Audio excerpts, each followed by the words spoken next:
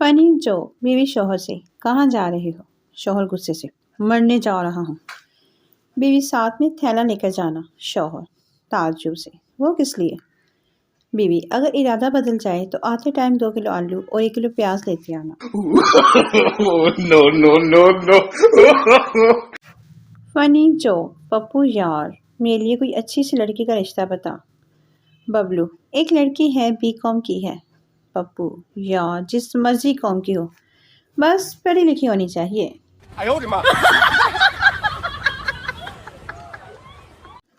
Funny जो मेरासी ने नई खरम चादर ली और कंधे पर रखकर गांव के चौपाल पे जा बैठा।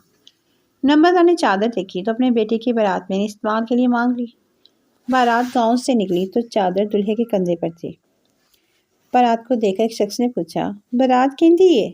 मेरासी झट से बोला, बारात नंबरदारा दी है ते चादर मेरी है। चौधरी के लोगों ने मेरासी की धुलाई कर दी कि ये बताने की क्या ज़रूरत थी। बारात थोड़ी और आगे गई तो सामने आते एक शख्स ने पूछा, बारात केंदी है। मेरासी जल्दी से बोला, भाईजान बारात नंबरदारा दी है ते चादर भी ओना दिए अपनी है। एक दफ़ा फिर फेंटी पड़ी कि तूने इस तरह बोलकर लोगों को चादर के बारे में जानबूझकर शक डाल दिया है। अब जो तीसरी मरतबा रास्ते में फिर किसी ने पूछा कि इतनी शानदार बारात किसकी है, तो मेरासी ने पूरी सलाहतों को बरोए कार लाते हुए जवाब दिया, ये बारात तो नंबरदारों की है लेकिन चादर का मैनू बिल्कुल भी नहीं पता। मेरासी को फिर मार पड़ी कि इस मामले में आइंदा मुंह खोलने की ज़रूरत नहीं। बारात फिर चल पड़ी। कुछ दूर जाकर एक बुज़ुर्ग खड़े थे। उन्होंने पूछा, बारात किंदी है। मेरासी सिसकते हुए बोला, ना मैनू बारात दा पता है ना ही चादर दा। no, no, no, no. Funny joke सुबह सुबह बीवी ने शौहर से अखबार मांगा। शौहर बेवकूफ़ हो तुम, दुनिया कहाँ से कहाँ पहुँच गई और तुम अभी भी अखबार मांग रही हो। ये मेरा टैप ले लो। बीवी ने टैप लिया और उसे कॉकरोच को मार दिया। शौहर बेहोश। नतीजा बीवी जो मांगे दे दो, सवाल नहीं करना। जो नंबर चाहे किसी भी नाम से सेव कर लें, चेहरे के तासुरात बता देते हैं कि मैसेज किसका है।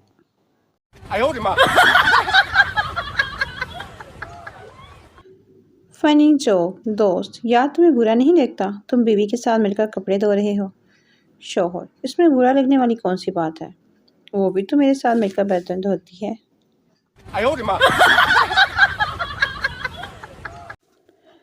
फनी जो बीवी हमारी पड़ोसन हर महीने अपने शौहर के साथ घूमने जाती है। शौहर तो फिर बीवी तो आप भी कभी ले जाया करे ना। शौहर मैंने 3-4 बार कहा है पर वो मानती ही नहीं।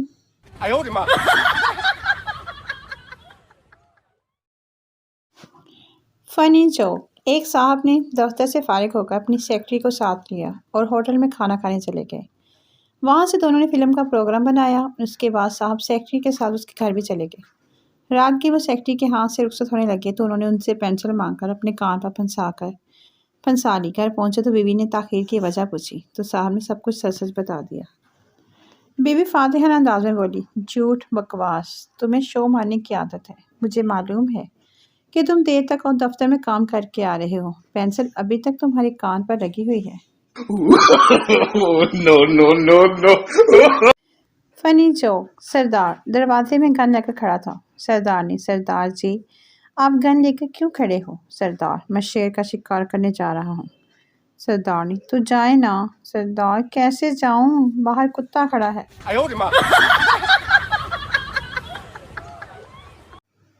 जोक एक खातून ने घबराकर शौहर को इत्तला दी, मैं आप कुकिंग क्लास अटेंड करने नहीं जाऊंगी। शौहर क्यों नहीं जाओगे। बीवी आज गलती से मुझसे कुछ जल गया।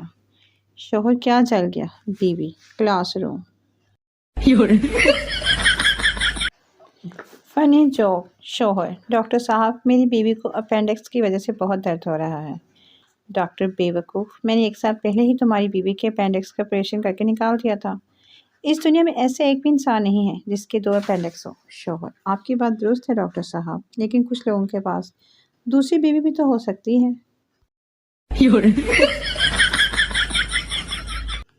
फनी जोक लड़के बेचारे पैदा ही बेइज्जती करवाने के लिए होते हैं।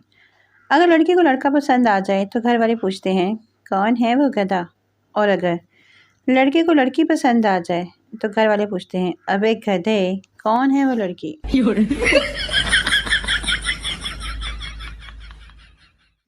جو بیوی سوچ رہی تھی ہمیں گرمیوں میں گھومنے کے لیے سوئٹزرلینڈ چلنا چاہیے، کتنے پیسے لگ جائیں گے بھلا؟ شوہر کوئی پیسے نہیں لیں گے۔ بیوی وہ کیسے؟ کیونکہ سوچنے کے پیسے نہیں لگتے۔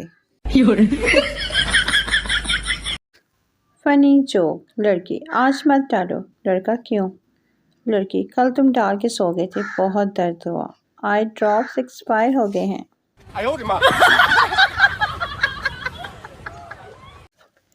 جو شوہر، جناب مجھے چھٹی چاہیے، بیگم کو شاپنگ پر لے کر جانا ہے۔ آفیسر، نہیں ملے گی چھٹی۔ شوہر، شکریہ سر، مجھے پتا تھا مصیبت کے وقت آپ ہی کام آئیں گے۔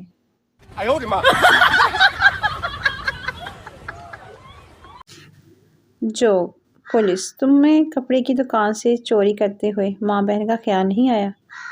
چور، جناب خیال تو آیا تھا مگر دکان میں صرف مردانہ کپڑے ہی تھے۔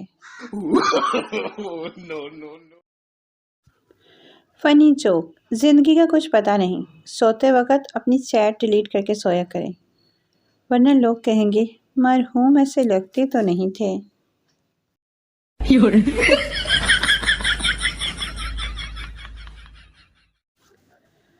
جو میاں رات کو دیر سے گھر آیا، بیوی کی ڈانٹ سے بچنے کے لیے بغیر لائٹ آن کیے دبے پاؤں کمرے میں آیا اور بچے کے پنگوڑے کے پاس جا کر پنگوڑا ہلانا شروع کر دیا۔ اتنے میں بیوی کی آنکھ کھل گئی۔ میاں بولا کمال ہے بیگم، کتنی گہری نیند سوتی ہو تم، منا جا کیا تھا، 2 گھنٹے سے اس کا پنگوڑا ہلا رہا ہوں، اب جا کے سویا ہے۔ بیوی، ذرا لائٹ جلا کر دیکھو، بچہ پنگوڑے میں نہیں میرے پاس سویا ہے۔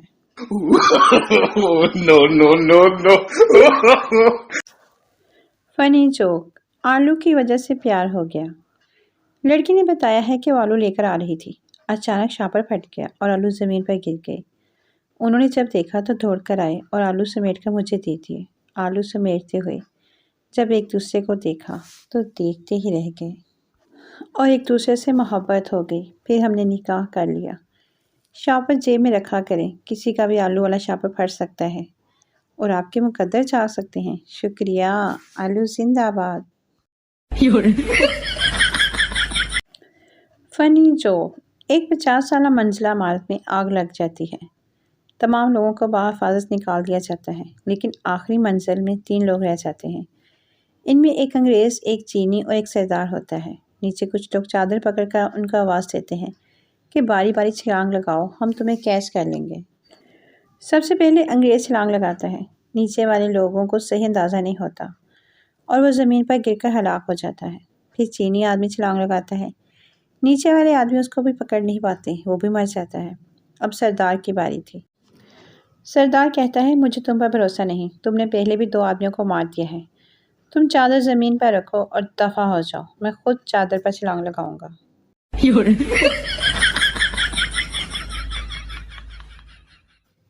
فنی جوک، لڑکی، گھر میں کوئی نہیں ہے، میں گھر پر اکیلی ہوں، تم آ جاؤ۔ شریف پپو، تم ہمارے گھر آ جاؤ، یہاں سب ہے، تمہارا دل لگ جائے گا۔